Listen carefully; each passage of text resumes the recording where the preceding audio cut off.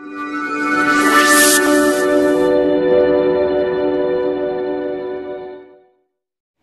Friends, today we are going to talk about biology. Biology को हिंदी में जीव विज्ञान कहते हैं। इनका फादर जो थे वो अरस्तु थे, फादर ऑफ बायोलॉजी अरस्तु कहे जाते हैं। मेनली बायोलॉजी टू टाइप्स के होते हैं। First of all zoology and second botany होते हैं। तो जोलॉजी को हिंदी में जंतु विज्ञान एंड बॉटनी को वनस्पति विज्ञान कहते हैं। तो फादर ऑफ जोलॉजी अरस्तु हैं, but father of botany Theophrastus कहे जाते हैं। जंतु विज्ञान में हम लोग जीव जंतु मनुष्य के बारे में इत्यादि के बारे में हम लोग इसमें जानकारी प्राप्त करते हैं। बट बॉटनी में हम लोग पेड़ पौधे के बारे में उनकी गहराई से अध्ययन करते हैं, बॉटनी कहलाती है। तो इन दोनों में मेनली कॉमन होता है वो कोशिका होती है, जिसे इंग्लिश में सेल कहते हैं। तो कोशिका की खोज जो है रॉबर्ट हुक ने की थी। इनके इन्वेंटर खोजकर्ता जो है रॉबर्ट हुक कहे जाते हैं। बट इन्होंने मृत कोशिका की खोज की 1665 ईस्वी में। इन्हें फादर ऑफ साइटोलॉजी भी कहा जाता है। तो सबसे पहले जो जीवित कोशिका की खोज की वो एंटोनी वॉन लीवेनहॉक ने की। उन्होंने 1674 ईस्वी में इसकी खोज की और वो एक जीवित कोशिका था, और इन्हें फादर ऑफ बैक्टीरियोलॉजी भी कहा जाता है।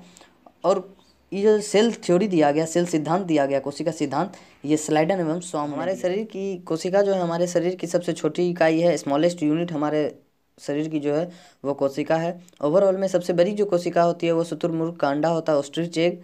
और सबसे छोटी जो कोशिकाएं होती है उसे माइक्रोप्लाज्मा कहते हैं। मानव में जो सबसे बड़ी कोशिकाएं होती है वो उसे ओवम कहते हैं, और वो फीमेल में पाए जाते हैं। जबकि सबसे छोटी कोशिका जो होती है वो स्पर्म होती है, और वो मेल में पाए जाते हैं। और मानव शरीर में ही एक सबसे लंबी कोशिका होती है जिसे न्यूरॉन सेल कहते हैं, और वो हमारे ब्रेन में पाए जाते हैं। अब आते हैं सेल डिवीज़न, कोशिका विभाजन कि कोशिका का विभाजन कैसे होता है। तो सबसे पहले जानते हैं सबसे पहले कोशिका का विभाजन कैसे होता है। तो कोशिकाओं का अलग अलग भाग में टूट जाना ही कोशिका विभाजन कहलाता है। तो कोशिका विभाजन जो सबसे तेज कोशिका विभाजन होती है वो हमारे लीवर में होती है, जिसे हिंदी में यकृत कहते हैं। और सबसे धीमा कोशिका विभाजन जो होती है वो न्यूरॉन सेल में होती है। लगभग नहीं के बराबर, अगर पूछा जाए क्वेश्चन में कि अगर लगभग नहीं के बराबर कोशिका विभाजन होती है तो वो होती है न्यूरॉन सेल तंत्रिका तंत्र में। कोशिका झिल्ली के बारे में आते हैं, सेल मेम्ब्रेन। कोशिका झिल्ली जो होती है ये हमारे कोशिका के बाहरी पार्ट्स होते हैं। ये पार्ट्स ऑफ सेल जो होते हैं, इसकी के जितने भी पार्ट्स ऑफ सेल होते हैं, कोशिका के अंग होते हैं, वे इसी के अंदर आते हैं, कोशिका झिल्ली के अंदर आते हैं। ये अर्धपारगम्य होते हैं। ये सभी चीज़ों को अपने अंदर नहीं जाने देते और सभी चीज़ों को बाहर नहीं निकलने देते हैं, तो उसे अर्धपारगम्य कहा जाता है। यह जो होता है दोस्तों प्रोटीन का बना होता है। यह एनिमल और प्लांट दोनों में पाए जाते हैं।